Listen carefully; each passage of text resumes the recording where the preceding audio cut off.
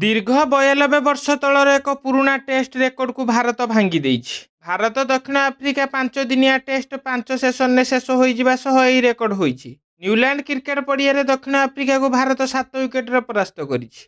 ଏହି ଟେଷ୍ଟ ସବୁଠୁ କମ୍ ସମୟ ମଧ୍ୟରେ ଶେଷ ହେବାର କୀର୍ତ୍ତିମାନ କରିଛି। ଉଭୟ ଦଳ ମୋଟ 642 ବଲର ସାମ୍ନା କରିଥିବା ବେଳେ ଫଳାଫଳ ବାହାରିଛି। ପୂର୍ବରୁ ଏହି ରେକର୍ଡ 1932 ମସିହାରେ ଅଷ୍ଟ୍ରେଲିଆ ଦକ୍ଷିଣ ଆଫ୍ରିକା ଟେଷ୍ଟ ମ୍ୟାଚ୍ରେ ହୋଇଥିଲା। ଉକ୍ତ ମ୍ୟାଚ୍ରେ 656 ବଲ୍ ଖେଳାଯାଇଥିଲା। ତେବେ ନ୍ୟୁଲ୍ୟାଣ୍ଡସରେ 2 ଦିନର ବୋଲରଙ୍କ ରାଜୁତି ଦେଖିବାକୁ ମିଳିଥିଲା। ପ୍ରଥମ ଦିନରେ 23 ୱିକେଟ୍ ଝଡ଼ି ପଡ଼ିଥିଲା ବେଳେ ଦ୍ୱିତୀୟ ଦିନରେ 10 ୱିକେଟ୍ର ପତନ ହୋଇଥିଲା। ଏହି ବିଜୟ ଦ୍ୱାରା ଭାରତ କେପଟାଉନରେ ପ୍ରଥମ ବିଜୟ ପାଇଛି। କିନ୍ତୁ ପ୍ରଥମ ଟେଷ୍ଟରେ ଭାରତ ପରାଜିତ ହୋଇଥିବାରୁ 31 ବର୍ଷ ପରେ ଦକ୍ଷିଣ ଆଫ୍ରିକାରେ ଶୃଙ୍ଖଳା ଜିତିବା ସ୍ୱପ୍ନ ଧୂଳିସାତ୍ ହୋଇଛି। ପ୍ରଥମ ପାଳିରେ 6 ୱିକେଟ୍ ନେଇଥିବା ମହମ୍ମଦ ସିରାଜ ମ୍ୟାଚ୍ର ଶ୍ରେଷ୍ଠ ଖେଳାଳି ପୁରସ୍କାର ପାଇଛନ୍ତି। ଡିନ୍ ଏଲଗର ଓ ଯଶପ୍ରୀତ ବୁମରା ଯୁଗ୍ମ ଭାବେ ଶୃଙ୍ଖଳାର ଶ୍ରେଷ୍ଠ ଖେଳାଳି ପୁରସ୍କାର ପାଇଛନ୍ତି।